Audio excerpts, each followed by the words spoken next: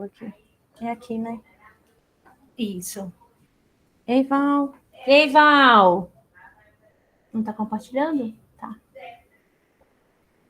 Então, gente, eu sou Luísa. Clarice me colocou nessa fria, nesta gelada aí, que eu não sei como é que eu fui aceitar isso. Na hora que ela veio me pedir, eu falei assim, Clarice, você tá me pedindo isso só porque eu não sei falar não, né? E aí ela falou que é isso mesmo e a gente então vai falar sobre isso, né? Por que é importante a gente falar dessa abordagem do RN que nasce fora da sala de parto? Na primeira vez que eu fui ler o Naus, talvez não na primeira, mas uma dessas últimas vezes aí, essa frase me pegou muito. O nascimento de um bebê representa a mais dramática transição fisiológica da vida humana. Assim, em nenhum outro momento o risco de morte ou de lesão cerebral é tão elevado. É uma coisa que a gente precisa. Parece muito contraditório, né? O momento que você está nascendo é o momento que você tem maior risco de morrer, e não só de morrer, né? De ter outras morbidades, de ter lesões que você pode levar aí para o resto da vida, ter essas sequelas muito importantes. E quando nasce um bebê, a gente tem muito pouco tempo, né? O bebê que nasce bem, acho que é fácil, ninguém tem muita dúvida, mas o bebê que tem algum problema no momento ali do seu nascimento, a gente tem muito pouco tempo para a gente poder resolver isso, né? Tanto que é golden minute, é 1 minuto, não é, a gente não tem mais tempo do que isso. E aí, eu brinco com Clarice que ela tem mais medo do que um bebê nascer lá no CGP. A gente não tem maternidade lá, né, no João Paulo II, é um hospital infantil, mas a gente sempre atende muitas crianças cujas mães estão gestantes, né? Essa semana, assim, especificamente, a gente teve uma mãe que a data provável do parto é sábado, este sábado, próximo sábado, e uma outra agora que ela falou assim, não, tá tranquilo, é só em setembro. E aí eu ainda falei com ela, no caso, a partir de domingo já é setembro. Então, especificamente, esse mês teve essas duas essa semana, e a gente fica muito inseguro assim nesse atendimento, né? Lembrando que não existe local isento de risco para dar à luz.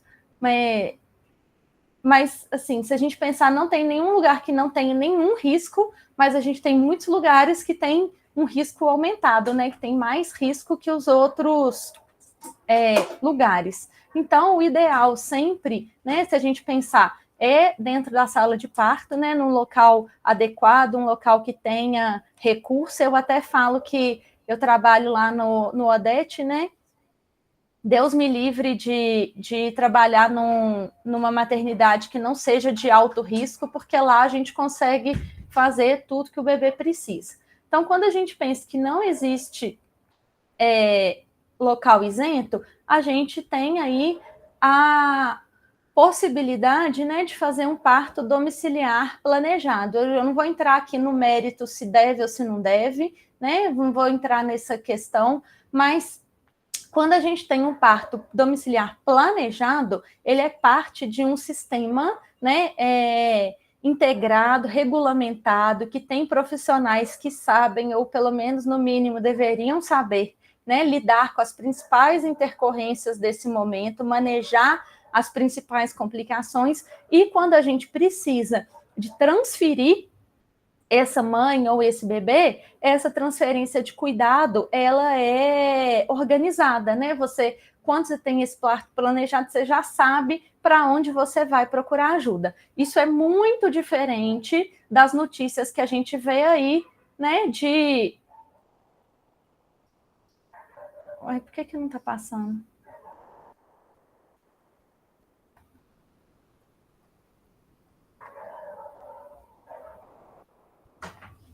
Não está passando o slide. Espera aí, gente. Nós estamos aqui com um problema técnico. Tá vendo? Não tá nem mexendo aqui. Não sei se tá... Mas seu áudio tá dando para ouvir normal. Qualquer coisa, se quiser mandar aqui, falando próximo, eu vou passando. Também é uma opção, tá, Clara? Tá passando, tudo, travou tudo. Ai, agora foi. Isso. Foi até demais. Volta. Isso. Foi até demais, já teve vários spoilers aí, mas então o parto planejado é diferente dessas notícias que a gente vê, que o bebê nasce na garagem, no carro, no SAMU, no ônibus, né, no meio da rua, e a gente sempre, volta e meia, vê essas notícias aí, né? A maioria dos bebês nasce bem, nasce tranquilo, graças a Deus, né? Eu acho que o bebê que nasce bem, a gente não tem muita dúvida, né? Então, o que seria considerado esse bebê que nasce bem? Um bebê que nasce com idade gestacional maior ou igual a 35 semanas, né? Com tônus bom, e o bebê que está respirando ou chorando. Então, nesses casos, qual vai ser a nossa principal preocupação? A primeira coisa de todas, manter esse bebê aquecido, né? A gente tem que lembrar que logo que o bebê sai, ele está molhado, né? Ele está todo envolto em líquido amniótico, e ele sai ali do ambiente que é a temperatura corporal para o ambiente externo. Então, a chance desse bebê perder calor é muito grande, muito importante. Então, qual que é a principal maneira da gente evitar isso nesse primeiro momento? Contato pele a pele com a mãe. Então, o bebê que está bem, a gente vai, dentro do máximo possível, colocar ele no contato pele a pele com a mãe. Lembrando que é pele a pele, não é pele com a roupa da mãe, né? E aí, gente, é na medida do possível. Às vezes, se você está no meio da rua, você não vai conseguir fazer isso tão bem feito, mas pode pôr por dentro da blusa e aí ficar muito de olho na posição desse bebê, né? Que normalmente a gente coloca com as perninhas abertas, nessa posição que está na foto aí, e tomar cuidado com a via aérea para esse bebê não obstruir a via aérea, né? Então, cuidado, posicionamento seguro. E aí, qual que é o problema? Quando a gente coloca esse bebê aqui em cima do colo da mãe, se o tempo vai passando e a gente não clampou o cordão e essa placenta, esse cordão para de pulsar, a gente pode ter retorno de sangue do bebê para a mãe pela gravidade mesmo. Então, se possível, né, clampar rapidamente esse cordão, gominha, às vezes até uma gazinha mesmo amarrada ali, dá algum jeito da gente conseguir clampar esse cordão, né? Então, posicionamento, promover a amamentação na primeira hora de vida. A gente sabe da importância que isso tem lá para a microbiota do bebê lá no futuro, né? Para o vínculo da mãe com o bebê. Então, sempre que possível, a gente deve se atentar para promover essa amamentação. Calcular o Apgar de primeiro e quinto minuto. Aí, muitas vezes, se é um bebê que já chega nascido, a gente não vai conseguir, não vai ter esse tempo, né? Mas se por acaso você, sei lá, está no SAMU e vai assistir o nascimento do bebê, ou é um bebê que está fora da sala de parto, mas está dentro do ambiente hospitalar, né? Lá no Vila da Serra, por exemplo, que é no outro hospital que eu trabalho como emergencista, lá tem maternidade e lá tem um código rosa. Quando o bebê nasce em algum ambiente que não seja a sala de parto, é acionado um alarme no hospital que fala, quando eu estava lá, o que eu já vi foi código rosa, portaria principal, e aí desce o médico tanto da GO quanto o pediatra para fazer essa assistência. Então, nesses casos, dá tempo aí de calcular o Apgar, e aí eu coloquei aí a tabelinha do Apgar para a gente lembrar, né, que são 5 sinais que a gente vai, 5 parâmetros que a gente vai avaliar, que é frequência cardíaca, respiração, o tônus, o reflexo, né, irritabilidade reflexa e a cor do bebê. Então, ele vai de 0 a 10 e a gente vai conseguir calcular. Lembrando que o Apgar não é para definir qual conduta a gente vai fazer, porque isso a gente já deve ter feito antes do bebê completar 1 minuto de vida. E aí lembrar desses cuidados com o cordão. O que a literatura diz atualmente é que se a gente consegue garantir que esse bebê, que esse cordão tenha sido cuidado num ambiente asséptico, não tem indicação de nada, não se usa mais álcool, é só manter os cuidados de rotina mesmo, manter esse cordão sequinho, mas não precisa passar álcool nem nada. Se ele nasce num ambiente que a gente, para cortar esse cordão, clampear, não consegue garantir uma asepsia adequada, aí pode ser recomendado usar ou álcool ou clorexidina. Então, nesse bebê que nasceu bem, quais vão ser as nossas principais intervenções, né?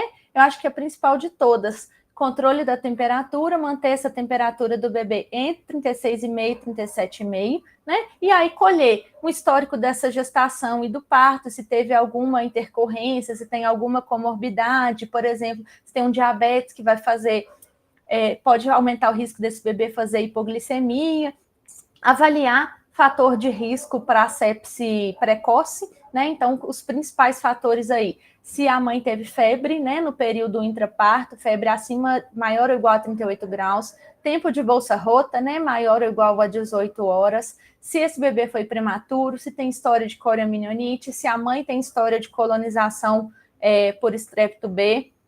Então, esses fatores aí a gente sempre precisa lembrar, porque aumenta muito o risco de sepse para o bebê, fazer o exame físico completo, né, lá o primeiro exame do bebê, e não esquecer aí, de preferência, das medidas, né, peso, estatura e perímetro cefálico, que às vezes você está ali naquele momento de tanta tensão que às vezes você até passa batido essas informações.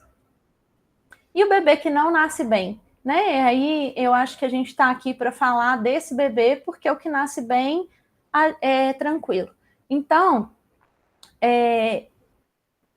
eu fiz junto lá com o pessoal da maternidade, né, lá do Odete, uma listinha do material essencial para a gente atender esses bebês. O ideal, né, principalmente o lugar que tem maternidade, é ter uma caixinha separada com todo esse material que a gente vai precisar, porque é isso, se nascer, se chegar a nascer na recepção, nascer, às vezes no alojamento, né, que eu já vi mãe que estava lá internada, aguardando, por exemplo, tratando uma coriominionite e o bebê acaba nascendo. Já vi, inclusive, um bebê que nasceu dentro do CTI adulto, porque a mãe estava internada lá no CTI adulto, de repente ela evoluiu para um trabalho de parto, foi muito rápido, períodos possíveis, esse bebê nasceu dentro lá do CTI. Então, o ideal é a gente ter uma maletinha com esse material que a gente vai precisar. E aí, eu não estou contando nessa lista o material que tem que ter disponível na sala de preferência, né? Que seria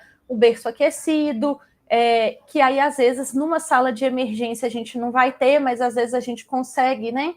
Um berço aquecido no CTI, ou se não tiver essa opção, né? Procurar manter o bebê aquecido, mas mesmo na sala de urgência, né, no lugar que não tem maternidade igual lá no nosso hospital, você vai ter vácuo, vai ter ar comprimido, vai ter O2, fonte dessas coisas na parede, né, material para monitorização, então isso a gente não inclui aqui. Então, nessa maleta aí, balão autoinflável, né, ambu aí para os velhos conhecidos, né, com uma válvula de segurança de 40 centímetros, para a gente não diminuir o risco de fazer pneumotórax, e reservatório de oxigênio, né? Na foto aí, não consegui uma foto que tivesse tudo, mas vamos imaginar aí que tem o reservatório. E aí, a última diretriz de 2022 recomenda o ambu de 240 ml para todos os RN. Antes ele era recomendado só para os pré-termos, né? E agora ele é recomendado para todos, que a gente vai buscar oferecer um volume aí de mais ou menos 5 ml por quilo. Então, como ele é de 240, ele vai ser suficiente para todos os bebês, diminuindo o risco da gente fazer uma pressão muito aumentada e fazer pneumotórax. Máscara, né? Se precisa de ter ambu, precisa de ter máscara para a gente colocar nesse ambu. E aí o ideal é ter os 3 tamanhos, que são esses menorzinhos aí de baixo, né? Para bebê termo, bebê prematuro e bebê prematuro extremo. O ideal é a gente ter pelo menos esses 3 tamanhos, que a gente nunca sabe o que vai sair ali de dentro daquela barriga, né? Nessa última diretriz também foi incluída máscara laríngea, então não tinha essa recomendação anteriormente, passou a ter recomendação. A máscara laríngea número 1, que é essa menorzinha, e também a gente pode usar nos bebês. A recomendação é para acima de 34 semanas, mas pelo menos acima de 2 quilos, né? Então, nesses bebês, se a gente tem alguma dificuldade aí na hora de intubar, na hora de ventilar, a gente pode usar esse dispositivo, né? Laringoscópio, e aí a gente vai usar a lâmina reta de 3 tamanhos, que seria tamanho 0, 0, 0 e 1, que aí seria também, né, para os prematuros extremos e até para os bebês termo, né? Cânula traqueal, né, tubo sem balonete. O ideal é a gente ter pelo menos 2 de cada tamanho, e aí vai de 2,5 até 4, pensando que 4 a gente praticamente não vai usar, né? No período neonatal, assim, é muito, extremamente raro, mas é bom ter lá disponível se precisar, né? Então, 2,5, 3, 3,5, 4, coloquei aqui a tabelinha de acordo com a idade gestacional e o peso, qual seria o tamanho do tubo que a gente poderia escolher. E aí, lembrando que como é que a gente vai saber quanto que a gente vai inserir esse tubo, quanto que a gente vai conseguir, como que a gente vai fixar, e aí a gente tem uma regrinha que é o peso do bebê. Se você não conseguiu pesar, você pode fazer o peso estimado, e é o peso mais 6. Então, se você tem um bebê de 1 quilo, 1 mais 6, você vai fixar a marca 7, lembrando que essa marcação é a que fica na boca, né, no lábio.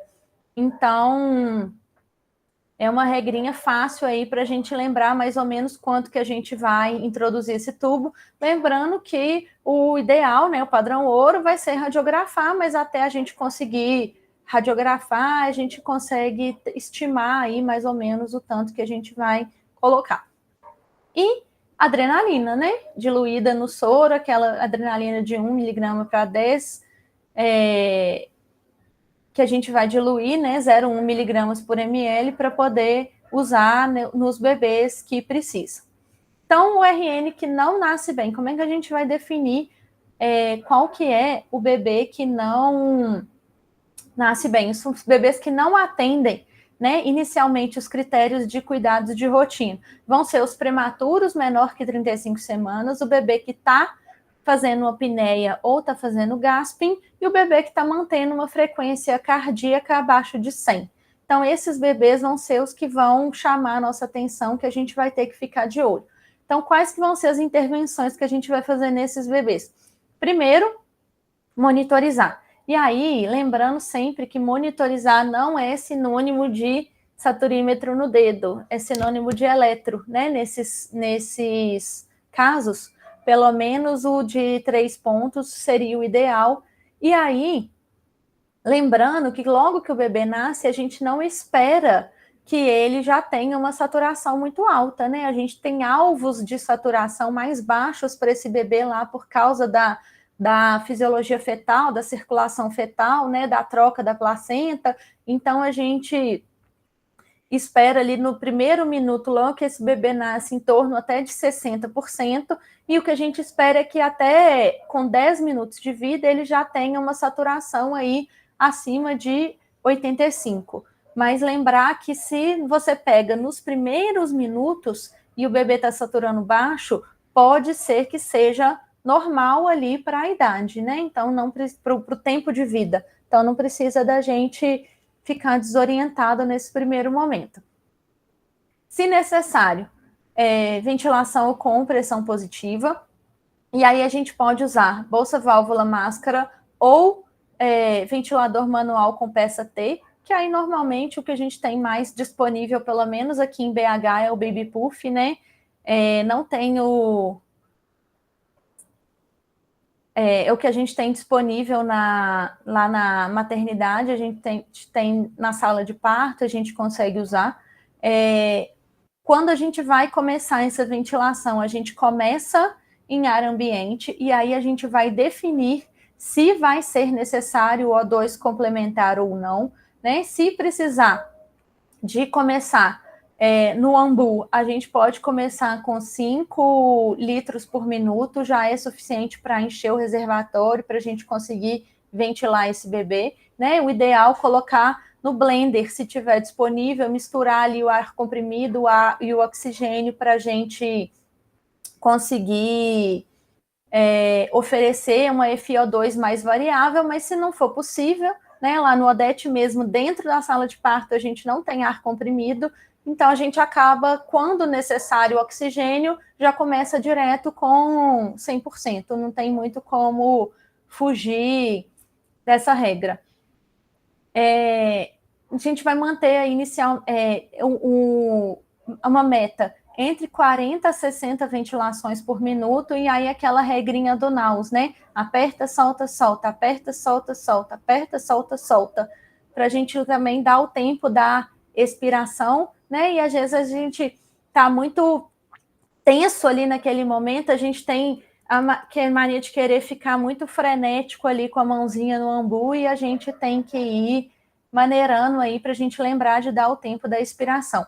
E a ventilação pode ser tanto com máscara facial, quanto com máscara laríngea, quanto no tubo, né? Então a gente tem várias opções aí de como que a gente vai oferecer essa ventilação. Então, lembrando de cada 10 bebês que precisam, 9 respondem bem com a ventilação com pressão positiva. Então, é muita coisa, né, gente? A maioria dos bebês, a maior gravidade aí, a hipóxia, e a gente consegue reverter isso com uma ventilação adequada, bem feita. Então, a gente precisa ficar de olho.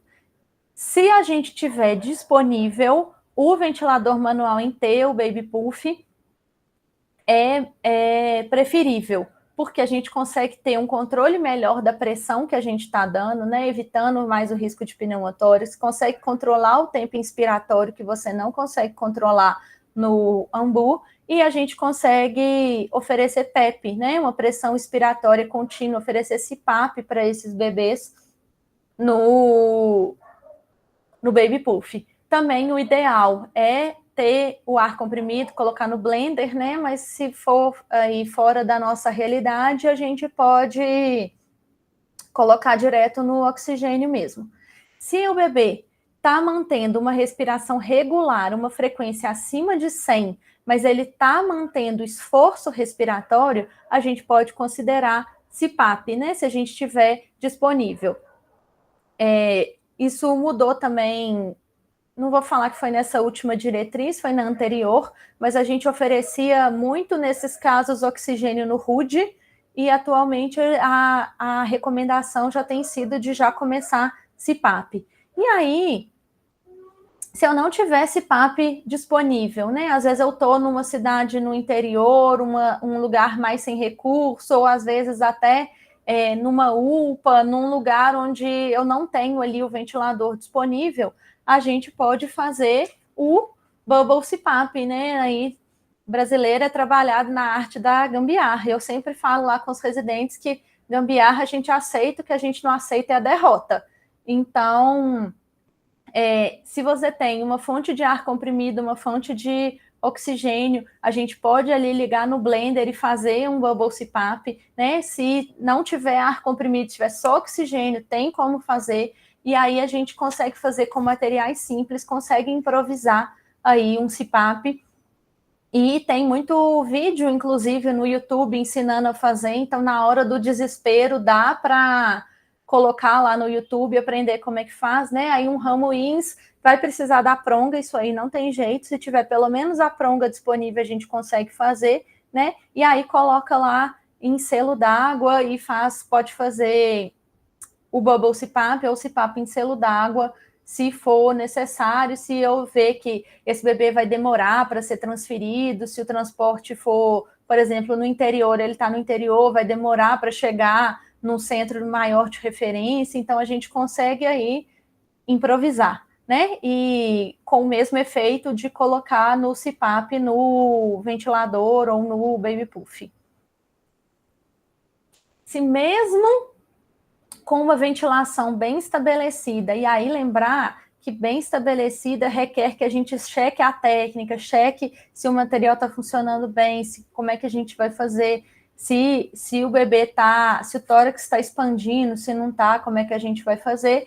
Se mesmo assim esse bebê está mantendo uma frequência abaixo de 60, a gente vai precisar de fazer as compressões torácicas, né? A asfixia, se esse bebê não ventila bem, mesmo a gente tentando ventilar com pressão positiva, ele está em asfixia, essa asfixia vai levar a uma vasoconstrição, né, periférica, pode levar a hipóxia tecidual e que pode resultar em diminuição, redução da contratilidade miocárdica e pode resultar, no fim das contas, em assistolia. Então, a ventilação adequada, ela já resolve o básico lá, o inicial desse processo, mas muitas vezes, às vezes esse bebê já está num tempo maior de sofrimento, já gastou a reserva dele, a gente não vai conseguir, e aí a gente vai precisar de massagem mesmo,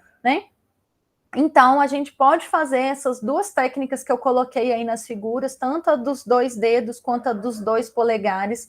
Não tem uma recomendação de que uma seja melhor do que a outra, mas normalmente a gente vê que a técnica dos 2 polegares, ela cansa menos, ela tem mais efeito, a gente consegue ter mais controle do tórax voltando e expandindo do momento da diástole, né? Mas pode ficar aí a critério de quem está fazendo, não tem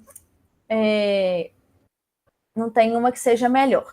E aí, lembrar que no recém-nascido é diferente da criança maior, né? Então, manter uma relação de 3:1 com a ventilação, e aí também quem já fez o NAUS vai lembrar 1 e 2 e 3 e ventila, 1 e 2 e 3 e ventila.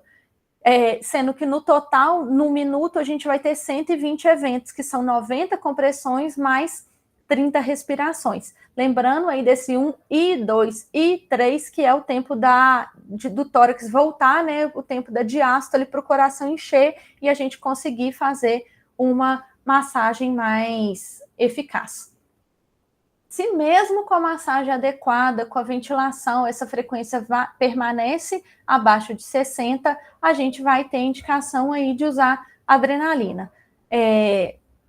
Atualmente, aí na última diretriz também, essas doses de 0,1 a 0,3 ficou padronizado de usar 0,2, né, a dose do meio aí para todo mundo, para não ficar nessa confusão de, é 0,1, é 0,3. Então, faz logo 0,2, que aí não tem dúvida, a gente já tem aí pré-calculado também de acordo com o peso. O ideal é ter essas recomendações pregadas num local de fácil acesso, né? Então, lá na MOV, por exemplo, lá no ADET, na sala de parto, em todas as salas de parto, a gente tem a diretriz pregada com quanto que qual que é o tamanho do tubo, qual que é a profundidade de inserção, quanto que a gente vai usar de adrenalina, porque isso lá na hora do aperto já facilita muito. Então, se a nossa sala de emergência não tem muito costume de atender RN, né? Provavelmente isso vai ser um evento raro, a gente espera, mas ter uma folhinha lá em algum lugar que a gente possa usar nesse momento é uma coisa que vai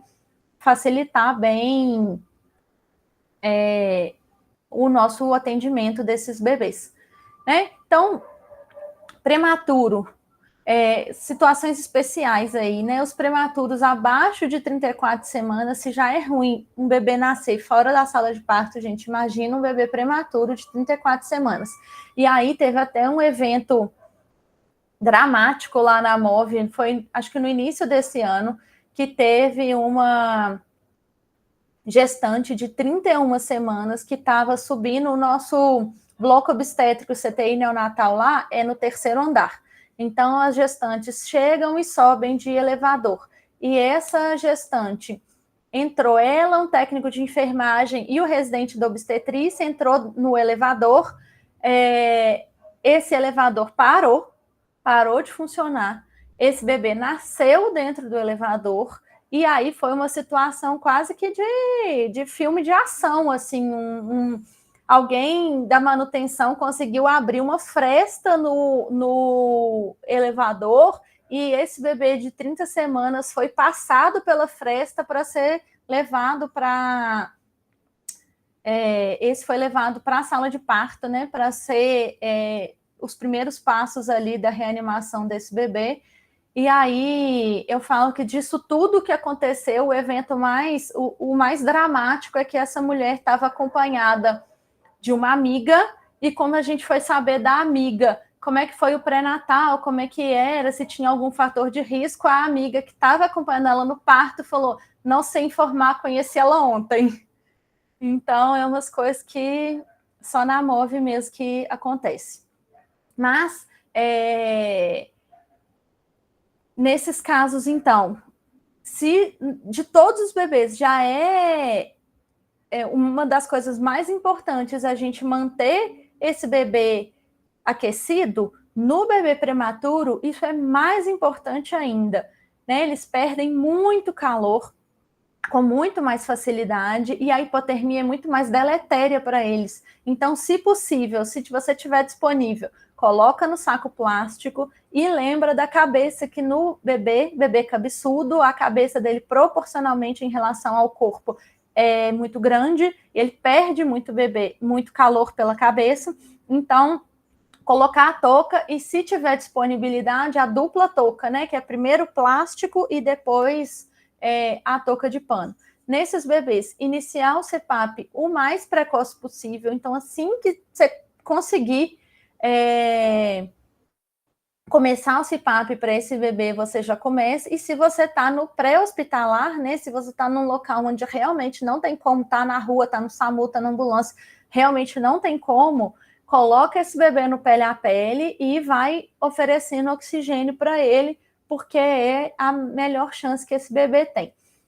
Nesses bebês prematuros, né, abaixo de 34 semanas, se for necessário VPP, a gente já começa com FO2 de 30%, e aí a gente vai titulando conforme a necessidade desse bebê, se vai precisar, mais ou menos. Aí acho que vem uma das maiores polêmicas dessa aula aí, pelo menos da literatura que eu achei, né? Porque quando a Clarice veio me pedir para dar essa aula, eu fiquei, gente, pelo amor de Deus, o que eu vou falar? Como é que vai ser isso? Aí eu falei, Clarice, eu não tenho... Como é que eu vou fazer? Aí ela falou assim, uai, você vai falar das coisas que tem que fazer nesse bebê. Então, por exemplo, acesso intraósseo. Aí eu falei com ela, não, senhora, umbilical. Aí ela falou, não, mas se estiver na sala de urgência é intraósseo. A gente ficou nessa teimosia aí, eu temando com umbilical e ela temando com intraósseo, e aí eu fui procurar na literatura aí como é que a gente vai resolver essa pendenga, né? Quando eu procurei no UpToDate, ele fala que fora da sala de parto, né, fora do ambiente da sala de parto, é para preferir o acesso intraósseo, mas essa recomendação do UpToDate é baseada nesses dois artigos que eu coloquei aí embaixo na referência, que são dois artigos de simulação de ressuscitação neonatal. Então, esses dois artigos são com boneco, né? Não é com bebê de verdade, e eles pegaram médicos que são inexperientes, tanto com intraósseo, quanto com o catéter umbilical, e aí colocaram esses médicos inexperientes para fazer os dois e concluíram que nessas situações o intraósseo seria mais rápido para fazer. Quando eu fui ler lá na Sociedade Brasileira, o que eles recomendam é que o intraósseo tem muito risco de complicação grave, então eles colocam entre as complicações fratura, isquemia de membro, extravasamento de líquido, osteomielite, eles colocam inclusive síndrome compartimental e amputação. Então eles falam que a recomendação da SBP para usar apenas quando não for possível, de forma nenhuma, estabelecer o acesso umbilical. E aí, nessa hora da urgência, lembrar que não é para chegar lá, fazer o cateterismo umbilical, pegar o catéter, fazer bolsinha, antisepsia. Se você está chegando nesse ponto de você precisar de fazer um catéter umbilical nessa situação, é porque o negócio, a situação já está tretada, assim, com força. Então, se você não tiver disponível um catéter umbilical, que eu acho que na maioria dos lugares não tem, como o umbigo já está ali com aquela veia exposta, né? A gente pode fazer aí novamente mais uma gambiarra, pegar a sonda gástrica número 4, só chuchar ela ali dentro da veia, e aí o que a gente quer, nesse momento, não é um acesso central, não é para fazer igual quando faz cateterismo, medir, calcular 2/3 da distância, é para colocar um pouquinho ali, começou a ter retorno venoso, você já pode fazer o que você precisar ali, que pode ser, se você está precisando de acesso, ou adrenalina ou expansão volêmica, né, para você fazer.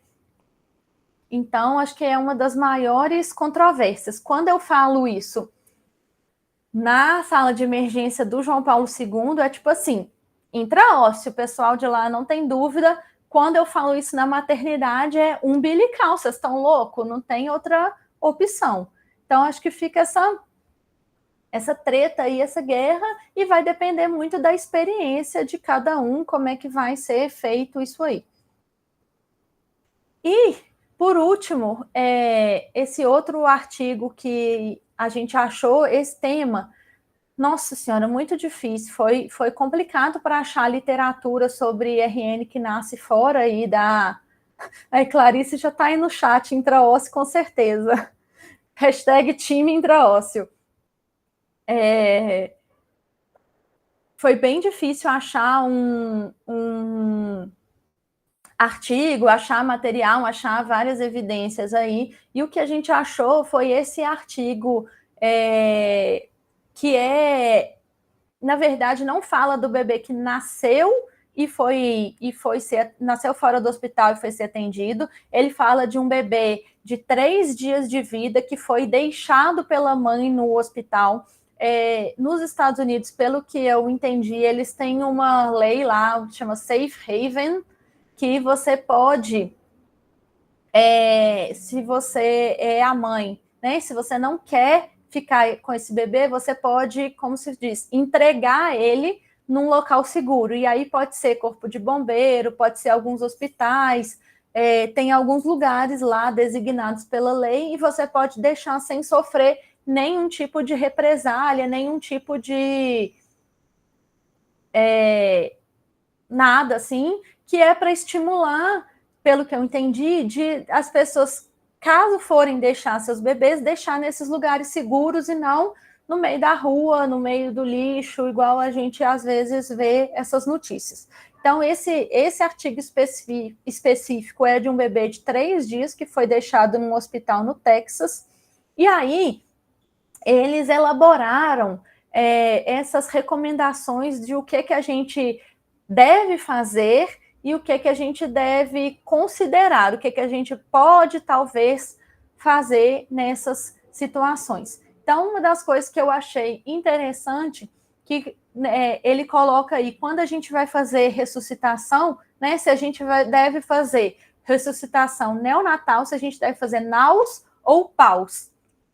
E aí eu achei bem interessante que ele coloca que se for um distúrbio respiratório, e aí, gente, a maioria dos bebês vai ser distúrbio respiratório. A gente deve fazer NAUS. Mas se for um bebê que a gente já sabe que tenha alguma cardiopatia, ou se for um bebê chocado, então, por exemplo, um bebê que, sei lá, a mãe teve um descolamento e teve uma hemorragia muito importante, esse bebê chocou, vamos dizer aí, por hipovolemia, né, por hemorragia. Aí, nesses casos, a gente faria PAUS. E aí, qual que é a principal diferença? Você vai fazer manobra de ressuscitação 3:1 ou 15:2. que também é outra coisa que gerou polêmica aí. Lá na emergência, todo mundo falou 15-2, que é o que a gente está acostumado. E lá na maternidade, todo mundo falou 3-1. Porque lá na maternidade, a gente às vezes vê até dentro do CTI uns meninos que ficam lá muito agarrados, às vezes 3, 4, 5 meses que o bebê está lá, e no caso está lá o pessoal fazendo reanimação 3-1. A gente tem que lembrar, gente, esse menino é lactente, no caso dele é 15-2, porque a gente já vai com a cabeça tão no automático que a gente acaba sem nem raciocinar muito aí. Então achei interessante. Outra coisa que eu achei interessante é o que ele coloca, né, de avaliação inicial para todos, né, exame, peso, New Balar, se a gente não sabe a idade gestacional. Nessa lei lá americana do Safe Haven, eles até colocam que se o cuidador, né, se a pessoa que está lá deixando esse bebê tiver disponibilidade de dar informações, história pregressa desse bebê, isso seria ótimo. E se não, mas essa pessoa que está deixando, ela não é obrigada a falar nada. Se ela quiser entrar lá, simplesmente entregar o bebê, virar as costas e ir embora, mas ela deve ser pelo menos estimulada a dar informações aí sobre esse bebê. Então, se a gente pelo menos no caso souber a idade gestacional desse bebê, no nosso caso aqui que a gente está falando que acaba de nascer, né? Isso já é uma coisa que facilita.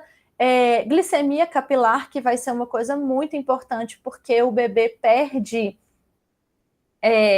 tem muito risco de fazer hipoglicemia nessas primeiras horas de vida, né? E aí ele coloca aqui exames laboratoriais, líquor, global de leucócito, mas que num caso, como a gente está extrapolando esse artigo que é para um bebê que às vezes é maiorzinho, para um bebê que acaba de nascer, acho que nesse primeiro momento que o bebê acaba de nascer, o hemograma não vai ser muito elucidativo aí, a não ser que você esteja pensando, por exemplo, sei lá, num descolamento que o bebê teve uma hemorragia muito importante, você quer ver a hemoglobina dele, mas para a gente ver global de leucócito não infeccioso, isso aí não vai ser muito importante, né, nessas primeiras 24 horas. Então, o que vai ser importante nessas primeiras 24 horas? Glicemia.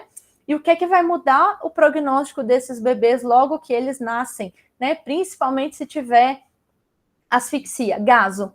Então, lembrar, se possível, colher gasometria arterial e hemocultura, né? Que seria uma coisa que a gente colheria nesse primeiro momento. Atualmente, assim, nesse exato momento, a gente está aí com um problema com os frascos de hemocultura. Não sei como é que está no resto do país, mas em Belo Horizonte, especificamente, a gente está muito restrito para colher hemocultura, mas acho que se tiver possibilidade nesses bebês, bem importante, né, válido. Aí ele coloca, né, consulta com assistente social, avaliação de HIV, hepatite B, que são coisas muito da nossa rotina neonatal.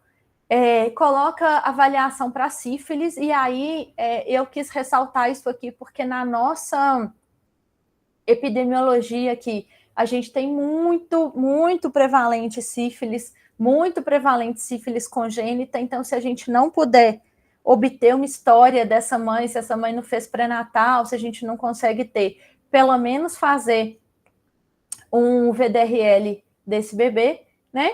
E avaliação de sepse, e aí vai ser também extrapolando aí que eles colocam, né, nessa recomendação, os bebês menores de 3 a 7 dias. Mas lembrar que nesse primeiro momento, nessas primeiras 24 horas de vida, às vezes, se o bebê tem fator de risco importante para sepse prematuro e tal, a gente acaba até começando o antibiótico e deixando os exames para depois de 24 horas de vida, porque a gente vai ter exames aí mais confiáveis, tanto o global quanto o PCR, né? Então, essa tabelinha é boa, mas lembrar que ela está sendo extrapolada para uma situação por falta de, pelo menos que eu achei, outras evidências mesmo mais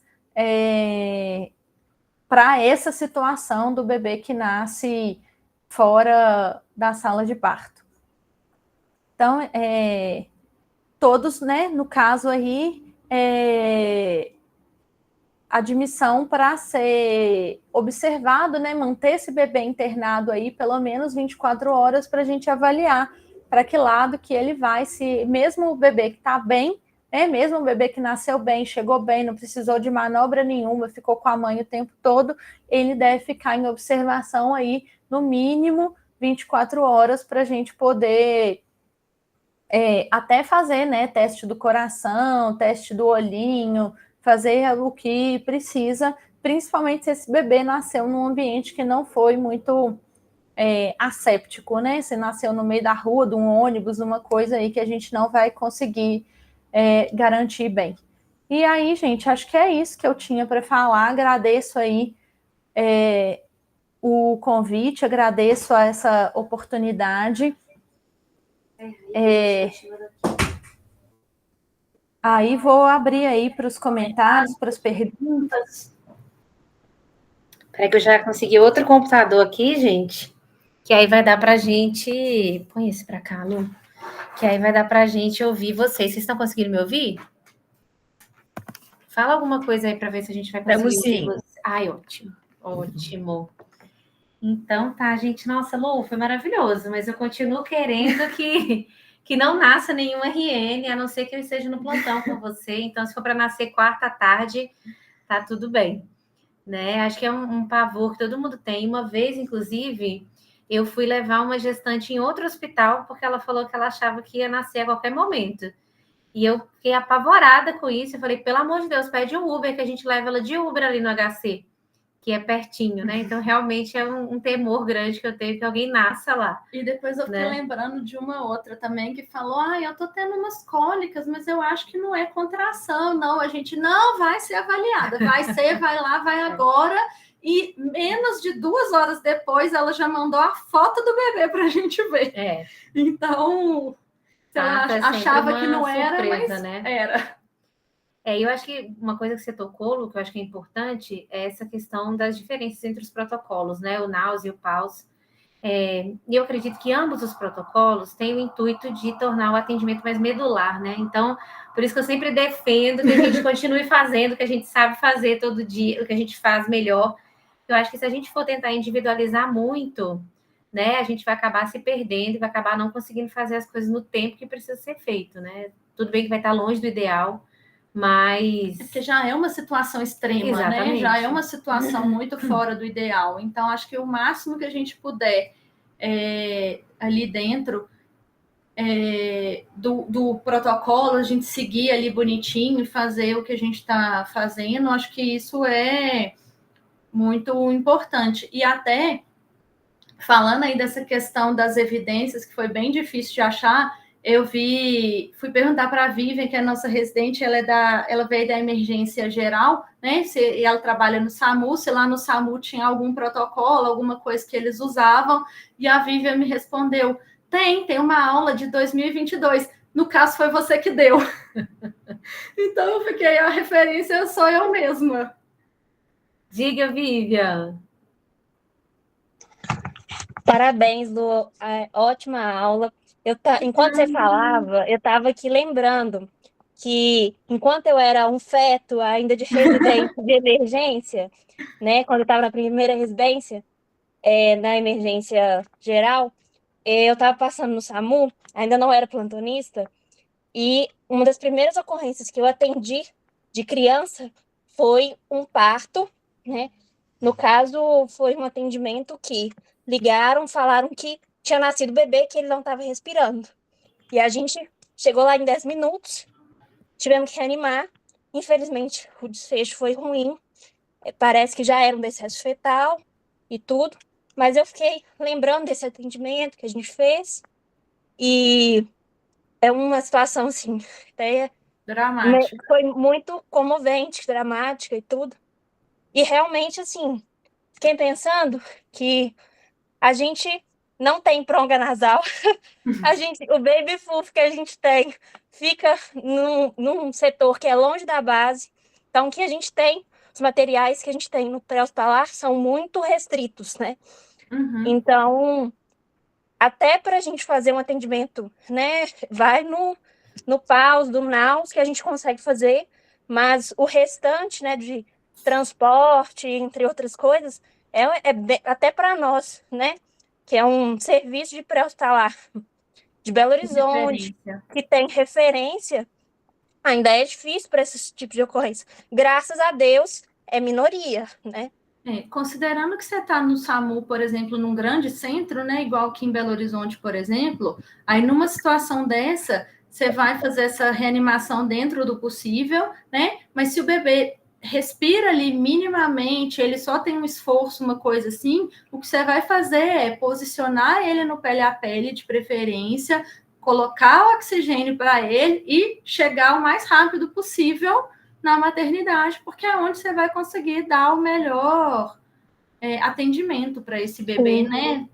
Assim, considerando que você está num grande centro, você não está tão longe assim, você não vai demorar tanto para chegar numa maternidade, né? E é um levantamento legal para o seu mestrado também, né, Vivian? Que tá aí, caminhando. Vai ver essas questões, né, de materiais pediátricos, tudo mais no SAMU. Então, eu acho que é uma coisa legal para a gente levantar e acrescentar também lá na lista dos nossos objetivos, exatamente, né? Acho que é uma coisa legal que até então a gente não tinha pensado. Gabriel, quer falar alguma coisa? Saudade da gente? A Jo levantou a mão. Diga, Jo. Gabriel não vai falar ainda? Não, então, primeiro, Lu, eu queria te agradecer. Agradecer muito a você, tá, por compartilhar com a gente a sua experiência, a sua segurança em atender emergências neonatais. A sala muito obrigada, né? Mas assim, muito legal. Então, acho que nós temos aqui também, além dos nossos colegas emergencistas, nós temos também aí acadêmicos e residentes. Eu acho que um ponto importante que você trouxe é, né, da gente deixar na nossa unidade de emergência um kitzinho preparado para os neonatos, né? Nós temos aqui na nossa emergência um kit, mas sabe, a coisa vai tão além que até nos kits que a gente usa no dia a dia, né, Clarice, existe um déficit da equipe médica, da equipe de residentes, de checar os dispositivos, né? De repente eu agora lembrei, fiquei desesperada, preciso rechecar a minha bandeira se as coisas estão funcionando. Então, eu acho que isso é um conhecimento que o emergencista tem que ter muito, né? Você tem que estar ali ciente do funcionamento dos seus dispositivos, o que tem, se você sabe lidar com todos eles, né? Eu acho que esse é um ponto muito importante. E outro ponto importante, né? Na formação, a gente faz as simulações aí de reanimação, mas veja, né? Tem peculiaridades específicas para o neonato. Então, acho, né, Clarice, que nós vamos ter que botar no nosso portfólio de treinamento de reanimação na emergência também a peculiaridade do RN para os alunos e residentes, né? Achei muito legal isso. E relembrar aí, né? PAUS ou NAUS, intraóssea mas eu acho que essa questão da intraóssea e da umbilical vem muito de acordo com aquilo que você falou, né? E a Clarice também. O que a gente tem expertise para fazer, né? Porque... Eu acho melhor a gente não entrar muito nesse assunto aqui agora, para não rolar uma briga aqui. É isso aí. Mas assim, eu acho que é realmente assim, como são acessos que não são tão do nosso dia a dia assim, né? Eu acho que é da experiência mesmo de cada um, porque o umbilical, gente, não é fácil para quem não trabalha ali com RN todo dia, né? Toda hora. Sim. Apesar da veia estar exposta ali, você tem que ter minimamente uma noção do que você está fazendo, né? Não, e a gente tem horror de umbilical, né? Porque depois a gente lida com os meninos com dente com as consequências desse umbilical, né? Então, outro dia a gente estava conversando, eu falei, cara, se fosse meu filho, preferia que furasse a perna que enfiasse o negócio no umbigo dele. Porque depois, né, a longo prazo, a gente sabe que o intraósseo vai ter muito menos consequências que o acesso umbilical, acredito eu, né? Mas também nunca li profundamente sobre isso. Mas também a gente tem que pensar que no RN vai ser mais complicado a questão do intraósseo, porque o osso vai ser muito fino, você vai fazer muita facilidade de transfixar esse osso ali, né? Então, não dá para você ir com muita força ali também, não dá para você pegar uma agulha muito grande, a gente não vai ter dispositivos próprios para intraósseo com o tamanho de uma agulha que seja compatível. Teoricamente, né? Tem, né? Mas é pouco disponível mesmo. Depende do tamanho da RN. No nosso caso, por exemplo, a gente só teria a agulha de mielograma, que é imensa, né? Um agulhão grandão, assim, então realmente teria que calibrar muito a força mesmo. Mas muito bom, viu, Lu? Muito obrigada. Que bom, obrigada. Lu, quer falar? Nossa especialista em RNs. Quero fazer alguns comentários, foi ótimo, Luísa, a aula. Joga aqui que sabe, né, que é meu xodó. Os RNs são meu xodó aí. Então, assim, na verdade, foi muito boa a aula, Luísa, e eu acho que, assim, a gente fica entre o limbo de fazer o que há de melhor para o recém-nascido e fazer o que o emergencista está acostumado a fazer. Porque é difícil, é um outro mundo. É uma maneira totalmente diferente de reanimar. Mas eu acho que depende, tem uma diferença muito assim, importante diante disso que você falou, que uma coisa é o bebê que nasce dentro de um hospital, ainda que seja fora da sala de parto, e que você vai estar reanimando esse bebê que acabou de nascer. Outra coisa é a gente receber o bebê já com 3, 4 minutos de vida, ainda que seja pouco tempo, porque, na verdade, do ponto de vista fisiopatológico, a reanimação neonatal que recupera em 99% dos casos só com ventilação com pressão positiva é aquela que é reanimada no primeiro minuto de vida. Né? Nos primeiros ali 30 segundos você já está começando tudo. Você tem 30 segundos para diagnosticar, né? E fazer aquelas manobras iniciais. Então, esse bebê recupera rápido, porque do ponto de vista fisiopatológico, a causa daquela parada, que foi respiratória ali, na imensa maioria das vezes, vai recuperar muito rápido. Mas, certamente, aquele bebê que chega depois de 3, 4, 5 minutos de parada, que você mesmo que esteja do lado do hospital, é esse tempo que vai levar. Eu digo isso porque a gente tem dentro do hospital esse centro de parto normal, e esse centro de parto normal eu me angustio, né? Assim, quem está acostumado com recém-nascido, eu me angustio de uma coisa dessa existir, porque ela é do lado do hospital, mas assim, do lado você tem que só você tem que subir 2 andares, só o tempo que você tem que ligar, esperar alguém atender e subir 2 andares, 3 andares de escada para ir reanimar o menino já perdeu o tempo. Então, assim, eu acho que a gente tem que ter isso em mente, essa diferença entre estar reanimando um bebê que acabou de nascer, porque fisiopatologicamente é uma coisa, e outra coisa é o bebê que já tem ali alguns minutos, quando a gente estuda asfixia perinatal, que vai ver todos aqueles gráficos relacionados com a parte fisiopatológica, a gente vê que é muito rápido para essa fisiopatologia mudar e a taxa de resposta às manobras vai se modificando, né? Em relação assim, à questão do acesso, eu concordo contigo, intraósseo em recém-nascido, especialmente prematuro, não é fácil. Eu acho que certamente... Olha, eu acho que 90% das pessoas que são experientes em intraóssea, se for botar uma intraóssea num prematuro, não vai dar certo. E assim, Clarice, vê, tem que diferenciar também para a gente ficar atento do catéter umbilical, porque nós mesmos que cuidamos de RN não gostamos mais de catéter umbilical. Catéter umbilical dentro da UTI neonatal, ela não é mais uma realidade para quem tem pique, né? Agora, a gente tem que lembrar que aqui a gente não está propriamente fazendo catéter umbilical para reanimação. Sim. A gente está deixando esse catéter periférico. E esse catéter periférico não está tão associado com aquelas complicações que a gente tem no cateterismo, que na maior parte das vezes ficou mal posicionado, foi introduzido e não foi para o local certo, né? Então, assim, é uma realidade também diferente de catéter umbilical. Então, o que a literatura tem mostrado, do que eu já li a respeito, é de que, de fato, a intraóssea cursa com mais complicação do que o cateterismo umbilical feito na reanimação em topografia periférica. Sim. Porque a gente não vai, dentro da sala de parto, colocar ele numa posição central. Então, realmente, eu acho que são duas coisas diferentes, né? Vale a pena só para ressaltar, porque às vezes a gente sabe, mas às vezes talvez o residente, o estudante que esteja aqui eventualmente assistindo, ou que vai ver gravado depois, né? Talvez não tenha tanto esse hábito, né? Então, assim, eu acho que o RN ele é muito desafiador. Ninguém está livre de não precisar, em alguma hora, fazer alguma coisa pelo recém-nascido. E eu acho que, assim, lembrar essas coisas que Luísa falou, talvez do básico, gente, ó. Se você souber fazer um VPP com ambu, se você tiver um ambu, e você aquecer o seu bebê, mas também não dá para começar a ventilar e não aquecer. Tem que ventilar e aquecer. O bebê não vai voltar se ele não tiver controlado do ponto de vista térmico, né?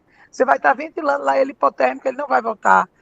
E mesmo que volte, é super associado com mortalidade após, né? A hipotermia ali, nesses primeiros momentos. Então, assim, na prática, eu acho que eu queria ressaltar essas duas coisas, né? Que, de fato, a gente tem todo aquele protocolo para os primeiros momentos de vida, mas o bebê que para ou que está grávida, depois de vários momentos, certamente esse bebê, quando chegar na emergência, não vai resolver só com VPP, combo e máscara, ou com o que você vai ter. Ele vai precisar de outras manobras e você tem que estar preparado já para isso também. Né? Não dá para a gente se confiar que o ambu vai tirar um bebê com 5, 6 minutos de vida que começou a ser reanimado tardiamente, porque não vai. É o que acontece, né? É o que a gente vê. Infelizmente, tem que ter o material para prematuro pronto, porque é esse bebê que vai chegar mal. É esse bebê que não vai ficar bem com as manobras iniciais que o SAMU ou que outro socorrista conseguir dar antes de chegar na unidade. Imensa maioria é o prematuro que vai ter trabalho, porque o pulmão dele não está bom para responder com essas coisas. Então, tem que ter um equipamento para prematuro. Porque às vezes a gente fica se confiando de que ele não vai chegar, mas ele vai chegar, infelizmente. Né? Esse bebê é o que nasce mais rápido, é o que a mãe vai ter a complicação e que vai, né, nascer rápido às vezes, naqueles períodos expulsivos, naquele parto em avalanche, porque o bebê é pequenininho, a mãe não precisa dilatar tanto, aí ele vai nascer mal, vai ter mais hipotermia, vai ter tudo isso. Então tem que ter o material para prematuro, que eu acho que é o que a maior parte das emergências não tem. Porque como a gente tem material para lactente, o RN que nasce a termo, que é mais gordinho, às vezes o material de lactente a gente até consegue se virar, mas o de prematuro é mais difícil, né? O tubo menorzinho, o laringoscópio menorzinho, enfim. Era mais esses comentários assim de quem. Porque o serviço que eu trabalho é uma referência para RN e nasce demais. A gente tem, assim, na unidade neonatal, nossa, uma imensidão de pessoas que nascem em casa, né? E eu queria fazer um último comentário, que é o seguinte: a gente recebe muito menino que só porque nasceu em casa ou só porque nasceu na rua recebe antibiótico, né? Então, assim, se o menino nasceu em casa, mas nasceu na rua, mas nasceu bem, com os cuidados adequados, não foi também não precisa estar iniciando antibiótico para todo mundo só porque nasceu em casa. Porque quando a gente vai pensar, se esse menino conseguiu ter minimamente ali um socorro, né? Eu acho que a gente tem que lembrar que o hospital tem tanta bactéria quanto. Então, às vezes, o menino nasce na triagem, nasce no centro obstétrico, nasce assim, lá onde as mães estão sendo expectadas, nem nasce dentro de um bloco, a gente não inicia antibiótico. Né? O menino nasce no elevador, mas a gente não inicia antibiótico. Então, assim, ter a prudência de avaliar, porque também o uso de antibiótico em recém-nascido está muito associado com complicação depois, né? Então, são alguns comentários do que eu vejo muito frequentemente acontecer, né? Assim, nasceu em casa, é igual antibiótico, rastreio super, não. Vai com calma, vamos ver qual foi a condição desse nascimento. Agora, se esse menino nasceu, caiu na bacia sanitária do shopping, se esse menino, né, foi cortado na rua com uma tesoura que ninguém sabe nem de onde veio, aí é outra realidade. Né? Obrigada aí, desculpem aí o comentário mais prolongado, mas é mais a realidade do que eu vejo no dia a dia do nosso serviço, que acaba que o RN de Pernambuco parece que vai todo mundo para lá. E aqui, Luísa, a gente tem uma coisa que é um programa Acolher, que desde o período gestacional, aquelas mães que querem dar seus filhos, elas já são acompanhadas, até juridicamente, para que na sala de parto mesmo ela já seja separada do bebê, e que, assim, né, fazer isso da forma mais assim, saudável para os dois, né? Sim, é. Não, foi ótimo os seus comentários aí, foi muito bom. É sempre bom ter mais alguém que trabalha com RN, que eu fico sozinha lá, excluída. Não, mas agora me convenceu do umbilical, tá? E assim, semana que vem você vai me ensinar, então como é que passa, umbilical, me relembrar. Não é um catéter que vai ficar lá por uma permanência longa, né? É um catéter que vai ser usado ali exclusivamente naquela emergência até você estabelecer um outro acesso. Às vezes, se for um menino maiorzinho, um periférico mesmo, ou um PIC, né? Se você está num centro que tem essa condição. E eu acho que é isso. A gente acaba, às vezes, na ANEL usando muito mais antibiótico do que o necessário, né? São esses meninos, por exemplo, igual você falou que nascem em casa, são meninos que a gente vai precisar, talvez, observar eles por mais tempo, mas não necessariamente já entrar com um antibiótico de cara, né? Foram ótimas suas colocações, muito bom. Vamos passar um umbilical, mas vamos ver a ponta com o E eles são maravilhosos, os RNs são uma delicinha. É o único paciente que não mente, ele não engana, não, gente. Joga, você quer falar? Eu quero, mas tem a Valquíria que está com a mãozinha aí levantada, então primeiro as Ei, damas. Val. Ei, Cláudia. Tudo bem? Oi, Luísa, tudo bom? Val. Deixa eu te contar uma coisa que na UPA que eu trabalho acontece com uma certa frequência, assim, uma a cada 2 meses, com certeza. Mães em condições de moradia de rua, que entra em trabalho de parto por adição. Então, nasce um bebê prematuro, um bebê sobre, assim, imediatamente uso de crack, na maioria das vezes, e entra, assim, nasce o bebê em UPA, porque o SAMU não tem tempo, às vezes a mãe vai de acesso direto à UPA, às vezes o SAMU leva para a UPA porque está mais próximo. Então, esse bebê é porque, além de tudo, a gente está lidando com a situação da adição, né? Uhum. É complicado mesmo, né?